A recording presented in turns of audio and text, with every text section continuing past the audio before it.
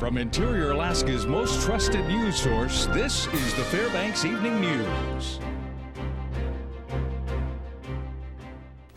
Good evening and thank you for joining us. Our top story, Governor Sean Parnell has declared a state of disaster for Fairbanks and parts of western Alaska in the wake of last week's winter storms. The governor was in Fairbanks today and met with borough and city mayors. Fairbanks North Star Borough Mayor Luke Hopkins issued his declaration of disaster this morning. An estimated 800 customers of Golden Valley Electric Association are still without power. By declaring a disaster, the borough effectively is asking for additional aid from the state. Officials said today that aid would mostly focus on damage assessment and recovery. And last night I became aware that Mayor Hopkins was going to be declaring a disaster, which would then trigger an assessment by the state as well. So I wanted to come up and meet with all three mayors. Actually, we just completed a meeting together. I heard about the concerns, heard what's been happening. Still, I understand quite a few homes without power, although that appears to be getting resolved. Been very impressed with how Fairbanks, North Pole area residents have all pulled together during this time, both neighbor to neighbor, Red Cross, churches, everybody pulling together. So it's been a great testament to the Alaskan spirit. The American Red Cross of Alaska is still offering assistance to those without power, but does not have generators to rent to those affected. GVEA released a statement earlier today saying that residents could contact the Red Cross if they needed a generator, but that statement was made in error. Officials with the Red Cross say that while their official shelters and warming centers are closed, they are still helping those in need. Now, if you need help, you can call the Red Cross 24 hours a day at 451-8267. With the community trying to recover from last week's storm, a new weather threat is looming on the horizon. The weather pattern is undergoing a radical change, which will allow a strong area of low pressure to drop down from the polar regions over the central part of our state. This in turn will transport very frigid air to the Fairbanks area that could drop temperatures as low as 40 below in the lowest lying areas by Wednesday morning. There is some good news in that the cold snap shouldn't last very long. So we expect a pretty dramatic warm up as we go into the weekend. Temperatures should rise on Friday. They'll keep rising Friday night, and they'll rise some even on Saturday as well. This type of Chinook pattern during the winter time is usually a pretty dry pattern for the immediate Fairbanks area. So we don't expect much, if at all, in the way of precipitation early on. A Fairbanks man has been sentenced to serve over 27 years in prison after being charged with almost 20 counts of sexual abuse of a minor. Raymond Arkle pleaded guilty to 2 counts of first-degree sexual abuse of a minor today in Fairbanks Superior Court. The charges stem from earlier this year when Alaska State Troopers received a report from the Office of Children's Services stating that a 16-year-old girl told a school staff member that she had been sexually abused by Arkle since she was 9 years old. During an interview with investigators, the girl described the incidents of alleged abuse. Prosecutors say they agreed to the plea deal so that the girl would not have to testify in court. Another man who pled guilty earlier this year for sexually assaulting a woman in 2011 will serve 6 years in prison. Dean Ronstadt pled guilty to a single count of sexual assault in the second degree. As part of an agreement reached with the state's attorneys, more serious charges against him were dismissed. Ronstadt must also register as a sex offender for the next 15 years. Court records say Ronstadt assaulted the incapacitated woman during a party in May of 2011. Resentencing has been scheduled in the case of a former bus driver currently serving a 50-year prison term for sexually assaulting a young girl in 2010. Joseph Turney, a former school bus driver, was sentenced to 50 years in prison, but the appeals court said there was an error. Turney pled no contest to charges that he abused the girl from the time she was 11 until she was 18. The judge agreed with prosecutors that there was an aggravating factor to consider at sentencing. However, the appeals court said an aggravator can't be used as both a way to convict and to get a longer sentence. Sentencing is now scheduled for February. When we come back, Governor Sean Parnell released a report that influenced his decision not to expand Medicaid under the Affordable Care Act. Also, United States Customs and Border Protection will be doubling the number of custom positions here in Fairbanks. Those stories are next. Stay with us. And welcome back. After many months of secrecy, Governor Sean Parnell released a report that influenced his decision not to expand Medicaid under the Affordable Care Act. He posted the 60-page document on his website, which describes the possible effects of a Medicaid expansion. The report says expansion under ACA would have cost the state about $300 million in 6 years. Parnell said the state's operating budget would then revolve around the expanded Medicaid program. However, the expansion would have provided coverage to an additional 20,000 people and collected about $3 billion from federal revenues. The report was prepared by the Lewin Group last April, and the governor rejected numerous requests to share the report until now. I am not willing to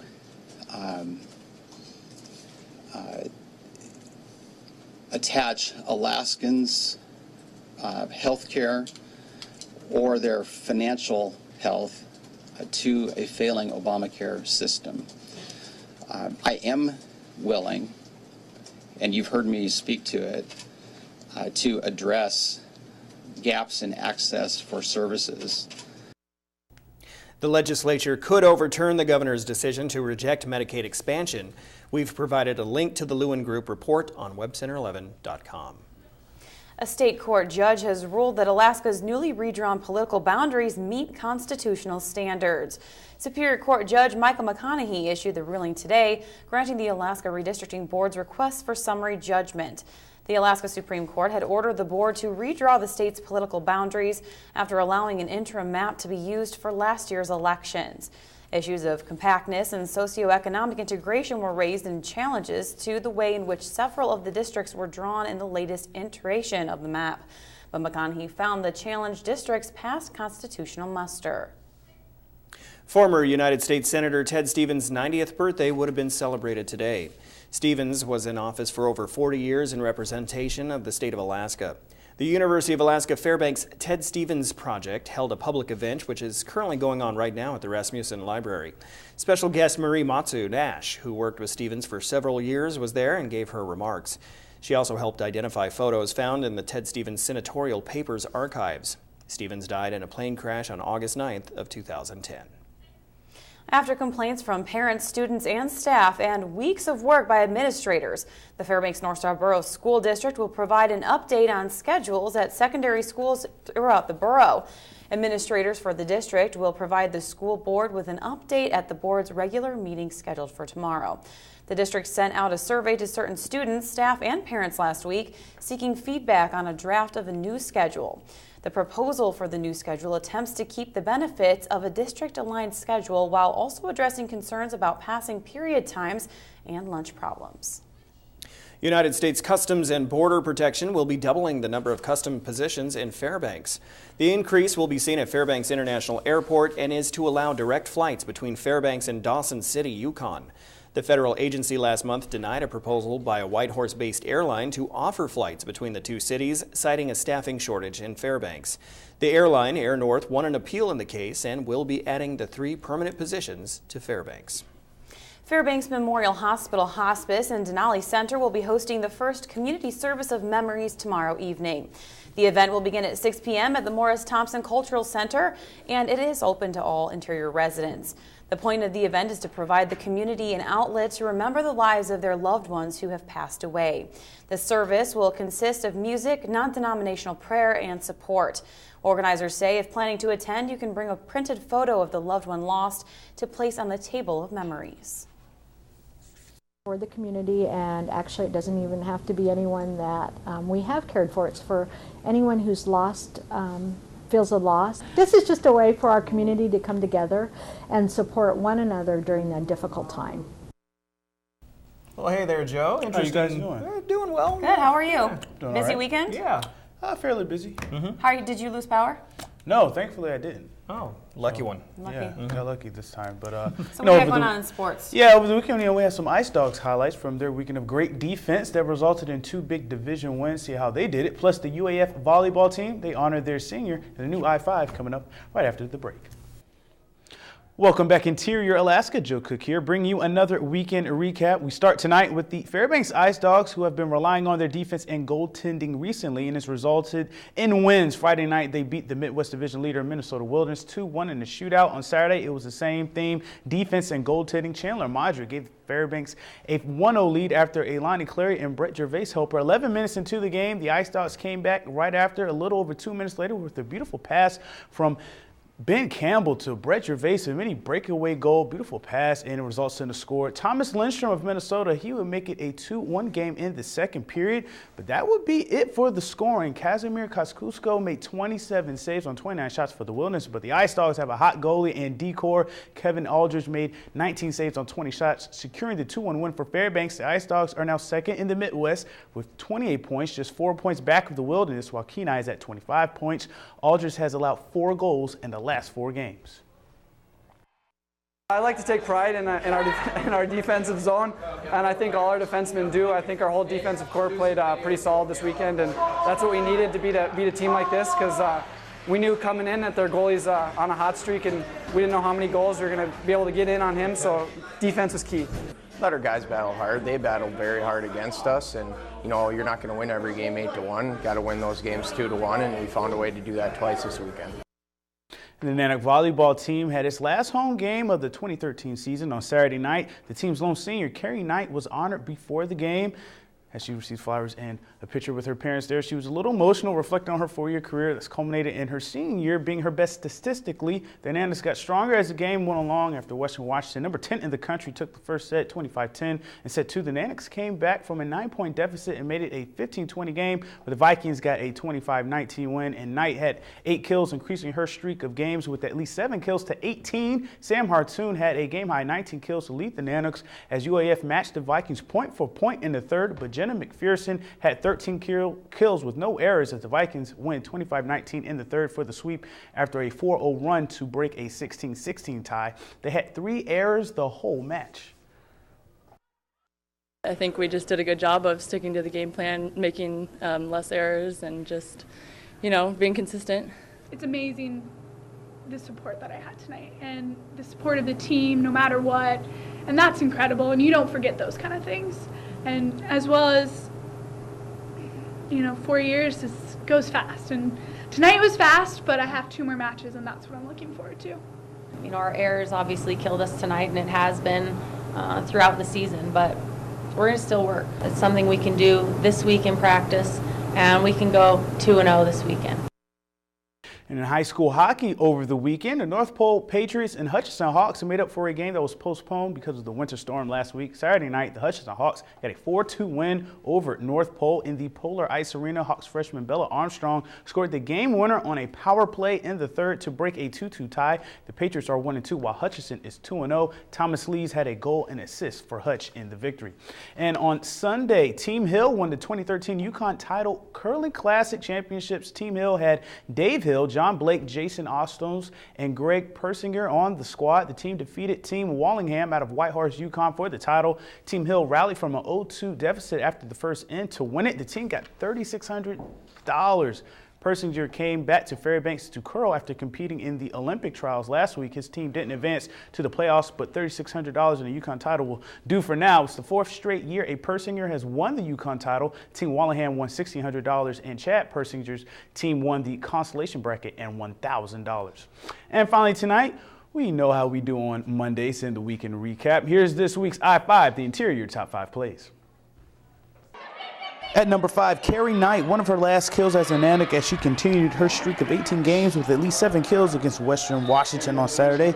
At number 4, Jacob Hetz goes top shelf on the Kosciuszko in the Ice Dogs 2-1 shootout win on Friday night. He had a goal and the shootout score for Fairbanks. At number 3, Lathrop's Ryan Ebenall with some saves on breakaways and Lathrop's 2-0 shutout win over North Pole on Tuesday.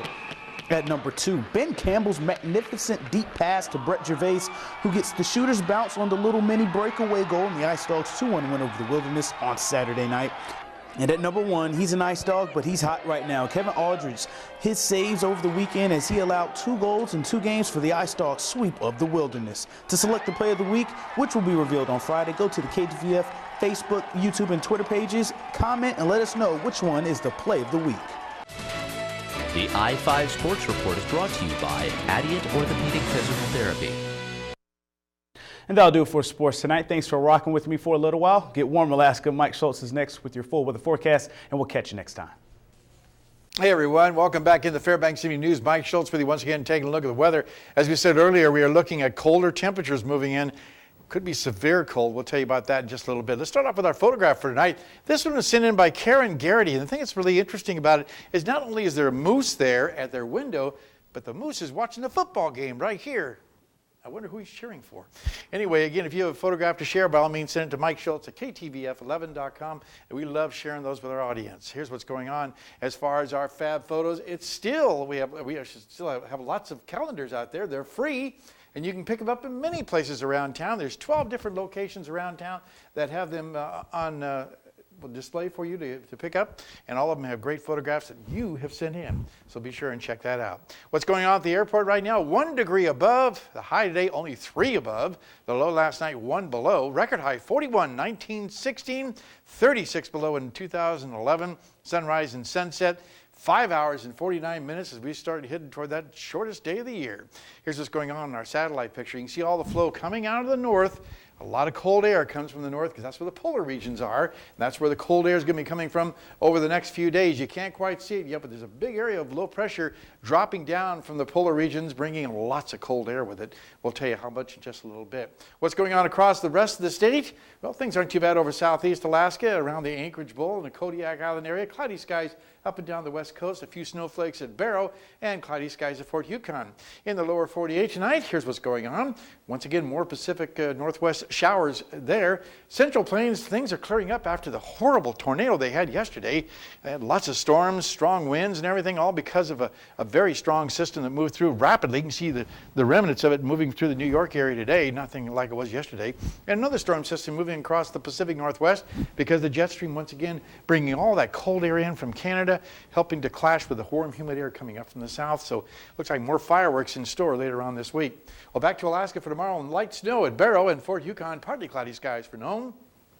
Over the interior, looking at a little light snow for Fairbanks and snow showers for the Ely area. Southeast Alaska, we'll be looking at, for the most part, cloudy skies at Juneau, a few snow showers in the Ketchikan area. While out to the southwest, it looks like snow likely at Bethel and Cold Bay, clouds in the Kodiak region. And over south central sections, scattered clouds for most of the region, cloudy skies at Valdez. And here comes the cold temperatures I was telling you about. We have ourselves, Kids Weather Watch, I should tell you right now, we're going to give the kids a week off, or so at least through Thanksgiving. So we'll give you the weather facts each night. 1988, more than 7 inches of rain fell in Little Rock, Arkansas. That's what it is. We're going to fill in the blanks for you. It's like a Wheel of Fortune or something, right? Again, thanks to Mount McKinley Bank. And tomorrow night, another interesting weather fact completely there. All right, here's what I want to tell you about, really. Severe cold Wednesday and Thursday. Temperatures will continue to fall into Thursday with overnight lows dropping to near 40 below for Wednesday night and Thursday, so dress properly and keep your automobile in safe conditions. That's all I can say. Here's your forecast for tonight. Cloudy and cold with snow, light accumulations, 15 degrees below zero. Tomorrow's forecast, 10 below for the high and a little occasional light snow, but look at these temperatures and the cold air moves in, 30 below for the high on Wednesday, but then a little bit of a warming trend as we were talking about earlier. Things should start warming up for this weekend, a little more like they should be for this time of year. Overnight lows also warming up, as you can see, 15 below for the high and 13 below for the high by Saturday and Sunday. So the party's over. No, like, I don't like that. And I don't. Joe can't handle it. Joe does either. 30 below for the high. Oh. We can't get any more than that? Hey, you should do more of that, like fill in the blank. Real quickly, we got to say a big thank you to the folks at Golden Valley. Oh, they absolutely. have been working so hard. 60 linemen working, and I know there's the folks out there that don't have their power on yet, but they are working as hard as they can to get it on for you. I got mine finally on yesterday morning at 6 o'clock in the morning. I was doing the happy dance across my front yard. I'm just wondering, but anyway, they are definitely just a big so thank hard. you to them. They've done a great job. All areas, men and women working in the shop, out on the lines, they're all doing a great job. Yep, good point. Thank Mike. a GBEA employee next Absolutely. time you see them. Definitely. Exactly. Okay, that'll wrap up this edition of the Fairbanks Evening News. As always, we are glad you could join us. NBC Nightly News with Brian Williams is coming up next. So you can join us here 6 days a week at 6 and 11 or online anytime at webcenter11.com. I'm still laughing at Joe looking over there laying it down. I know. I'm still laughing at more than. Never get used to it. Never get used to it. That will do it from all of us here at the News Center. We'll see you back here again at 11. Have a good night. Stay warm.